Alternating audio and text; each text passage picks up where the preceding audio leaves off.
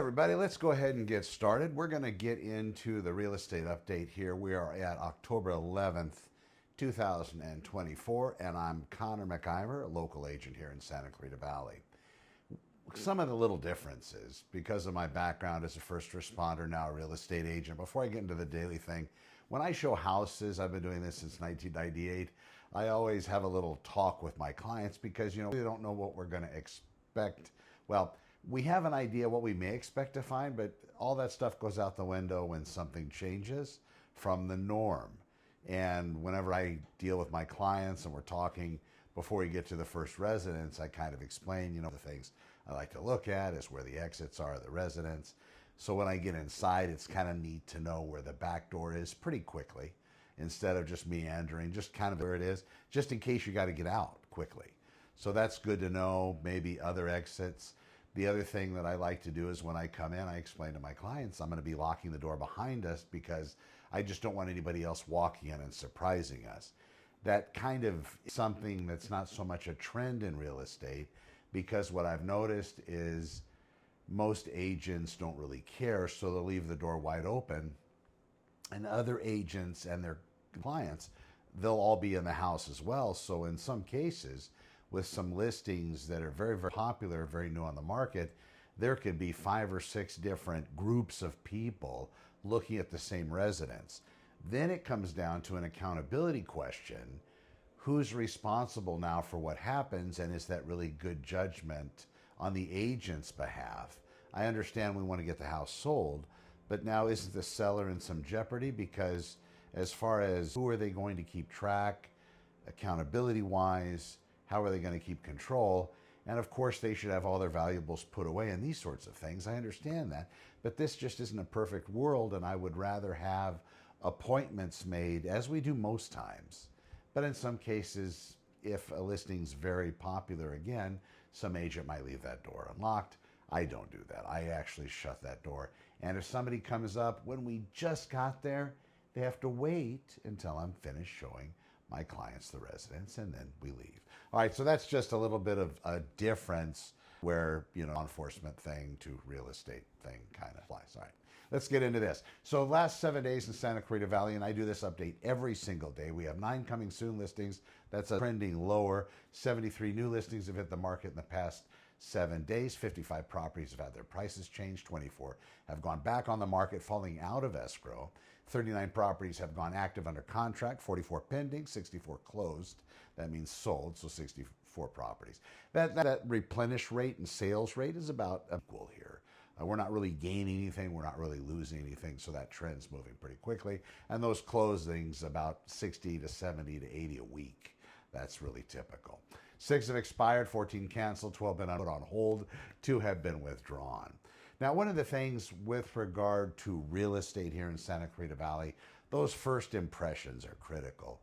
If you're considering selling something, it's important to get the outside dialed in real nice, because when they roll up and they get to the front of your residence, they're going to start judging right away. And even before that, it's going to be the street. So maybe if you have a neighbor that has their trash cans out and they have a problem, they don't put them back in. I don't know if that's going to take away from anything, but it probably wouldn't help.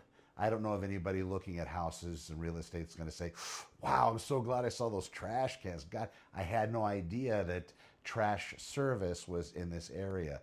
Probably said no one ever. More than likely, the trash cans aren't going to help. So maybe you can ask the neighbor, hey, put them away. But those first impressions are incredibly important. On the buyer's end of it, when they're rolling up to residential real estate, when they start that judging of your residence, they're looking for things that might pose issues for them. So let's say they're looking at your property, and let's say they have a savvy real estate agent. And let's say your neighbor has a tree that's overgrown your yard quite a bit. I'm not talking a few leaves. I'm talking a bunch. Probably, then 50% of this tree practically is hanging over your property. That buyer, if they have a savvy agent, the savvy agent might mention, especially if it's a tree that doesn't look great, or maybe it could potentially fall and harm this particular buyer's house if they happen to like the house and want to buy it. These are things that are good to point out, so then the buyer can make a decision. But more importantly, then we can have that discussion so when the offer's made, that can be actually talked about and discussed so we don't get into it, get through escrow, having the buyer have spent money on different inspections and appraisals, only to get to the point where now we're requesting, hey, this tree, I'd like to see if there could be some remedy for it. And practically it could potentially need to be destroyed, and then there's a whole other legal ramification, especially if it's a protected type of tree. But at least that establishes the ability for the discussion to have to take place in some way, shape, or form, versus waiting until later and then them saying, well, sorry, that's what it is, or we're just going to go back on the market. Oh, you know what, real quick, I'm not going to over-and-out you. This is openhouses.com. I usually come here and do this every day. So yesterday when I was looking, we had 99 open houses posted currently for this coming weekend. Now we're up to 128 open houses that have been posted as being held open in all of the Santa Clarita Valley cities. So these are going to be Saturday. A lot of the times are going to vary 1 to 4, 1 to 3, 11 to 2. Here's one here, 11 to 3, 11 a.m. to 3 p.m. on Balsam Court in there in Valencia. So this is everything, and it's completely unlocked. So if you wanted to click on these listings and have an idea, you'll get an irritation pop up there.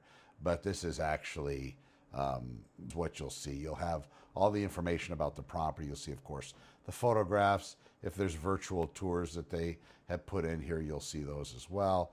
So you can then look at them and choose select rooms and so on, move through the residence. Then the other thing that it'll show you everything about the house, the price, the bedroom, bathroom count, the square footage of the residence, and then it's going to be more of a breakdown. So it's going to show you an open house. That's going to be the information posted. But if it's not held open, you'll still see the same listing.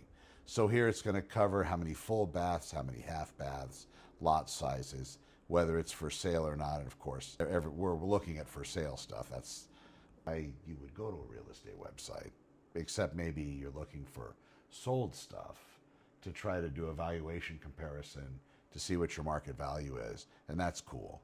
It's going to also show you, this is good here, this is going to give you an idea what your estimated monthly payment is. So if you were to purchase this residence, if you were to buy a $949,000 house in Valencia, California, this one that has this much homeowners association dues, I believe it's $59 a month. There are no Mello-Roos, so your property tax rate is $561. Home insurance will potentially break down to $276 a month. Principal and interest and all in payment with a 20% down, and at $949,000, 20% down is going to be $189,800. You have a 30-year fixed loan. Interest rate, it's going to very much depend on your ability, your credit rating, employment, all of those things. That's what's going to give you that interest rate. But whatever that would be, if let's say we're at 6.5, or in this case 6.62, that 30-year fixed, your payment's going to be $5,754 per month. Now the down payment of 20%, about $200,000. That's a steep chunk of change. In some cases, there are other loan programs that don't require as much down. So instead of 20% down, you might be able to come in with 3 or 3.5%. But then you carry the potentiality of having to have property mortgage insurance in addition to your payment. But then the thought process would come in, what does that figure look like? And what can I do with this $130,000-$40,000 that I thereby wouldn't have if I were to put it into the mortgage? And then you do those calculations, and it might make sense, the way the market's trending and these other things, it might make sense to hold on to that money and go in with as little as possible. You can always do a refinance. I know there's costs associated with those, but in addition, the interest rates from the last Fed cut, they weren't exciting. They lowered the Fed, but the mortgage rate didn't really change too much. Maybe it will as we get closer to the election. Odd things happen as we make our way to an election, and in this case, this election is probably it's going to be historical, no doubt about it. I'm Connor with Honor. Thank you for watching. Be well, and we'll talk to you soon. Take care.